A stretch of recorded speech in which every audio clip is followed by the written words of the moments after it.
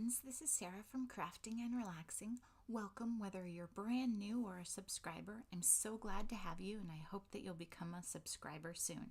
Today I'm sharing with you some work that I'm doing in my journal. I'm just calling it the Blue Journal. The cover is blue. Many of the pages will be blue. My guess is you're going to see a lot of blue and purple and red, and of course some teal. My word for 2019 is going to be rise, R-I-S-E. So that's why I put it at the top of this page. In my blog, I wrote about my word for 2018 and that I hadn't chosen 19, but finally I decided. So if you're not familiar with that, you can check it out at craftingandrelaxing.com. I put it on there and then I went around the outside of it with the blue pen. I had it handy.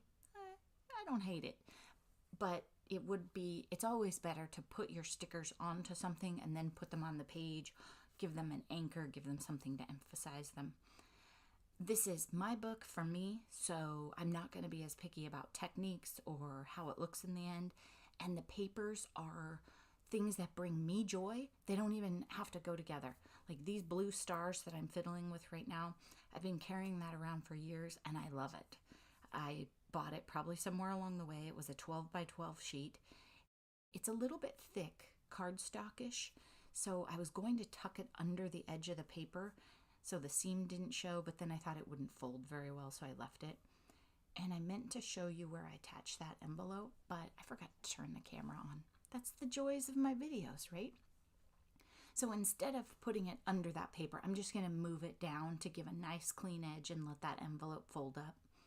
I'm going to put some art glitter glue and use my Quickie pen on the back of it. I'll use the Quickie pen in the tiny spots and then just slap dots of art glitter glue on the bigger stars. I'm sharing this book with you because I got some questions about what are you going to use this journal for that you made. And you can use your junk journals for anything that you would buy a journal or a book for. So if you're someone who wants to collect recipes, you could collect them in a book like this.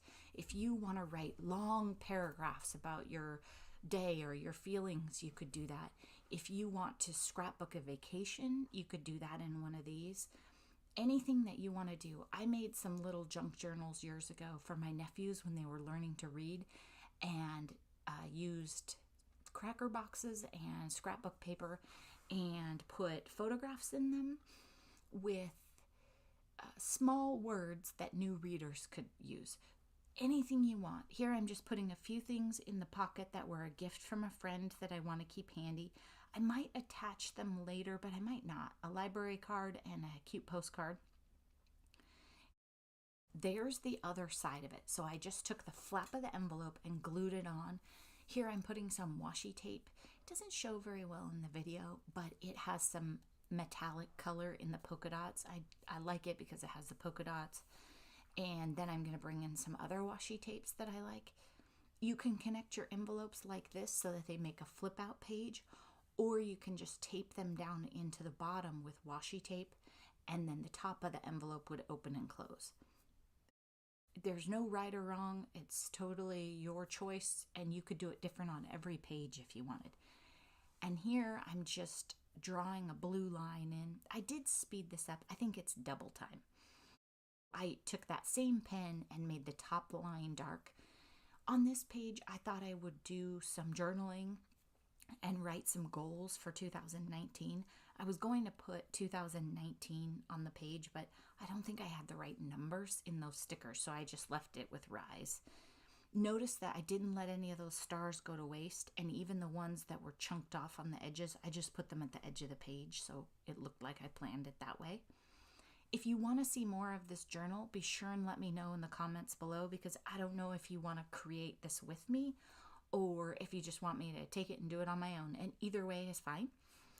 There was an introduction video on this, and I made it for myself, sewed the pages in. They're messy. When I make one for someone else, I will have learned a lot and do a better job on those. You can make a journal at any price point in your house. So you could use grocery bags and cereal boxes. You can use fancy paper and all sorts of glues. I mean, anything. You can walk around your house and find thread and a needle and some trash. You might have to eat some crackers or take the cereal out of the boxes, but that's the price we pay. It upsets your family sometimes, though, so be ready for that.